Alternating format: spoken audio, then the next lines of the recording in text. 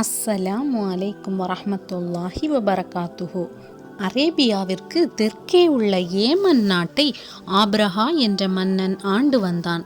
அவனுக்கு தான் பெரிய மன்னன் என்ற பெருமை இருந்தது.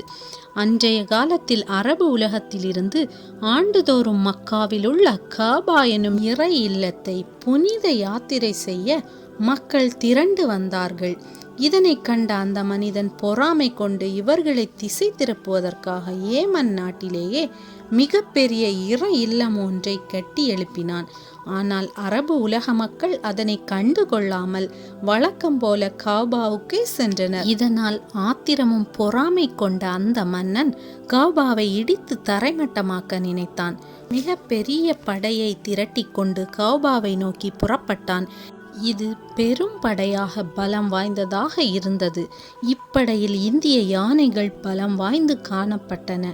இந்த செய்தி மக்காவாசிகளை பெரும் பயத்திற்குள்ளாக்கியது. பெரும் படையை எதிர்க்க பயந்து மலைகளிலும் குன்றுகளிலும் பயந்து ஒளிந்து கொண்டனர். அப்போது ஆப்ரஹா மன்னன் மக்காவின் நுழைவாயிலை நெருங்கினான். ஆனால் அந்த யானைகள் மக்காவிற்குள் நுழைய மறுத்து நின்றன. அதனை கண்டுகொள்ளாமல் அந்த மன்னன் படைகளை மக்காவிற்குள் வலுக்கட்டாயமாக அழைத்து வந்தான். அப்போது பெரும் பறவை கூட்டங்கள் வானத்தில் வட்டமிட்டன. இதனை கண்ட யானைகளும் குதிரைகளும் மிரண்டு அங்குமிங்கும் ஓடின. ஆனால் அந்த மன்னனோ காபாவை இடிப்பதையே நோக்கமாக கொண்டிருந்தான். வானத்தில் வட்டமிட்ட அபாபில் பறவைகள் சிஜில் என்ற கல்லை தன் வாய்களிலும் கால்களிலும் சுமந்து வந்து அங்குள்ள படைகளை நோக்கி எரிய தொடங்கின.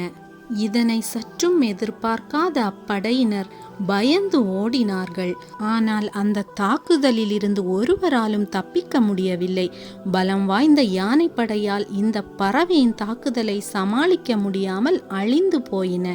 இதில் ஆப்ரஹா மன்னனும் அழிந்து நாசமானான். வல்லமையும் மாண்பும் மிக்க அல்லாஹ் கௌபாவை அழிக்க வந்த பெரும் படையை வெறும் பறவையை வைத்தே அழித்தான். இது அல்லாஹுவை எதிர்க்க நினைப்பவர்களுக்கு ஒரு பாடமாகும்.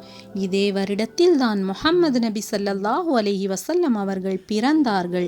இந்த வருடம் யானை வருடம் என்றும் அழைக்கப்படுகிறது. அஸ்ஸலாமு அலைக்கும் வரஹ்மத்துல்லாஹி வபரகாத்துஹு.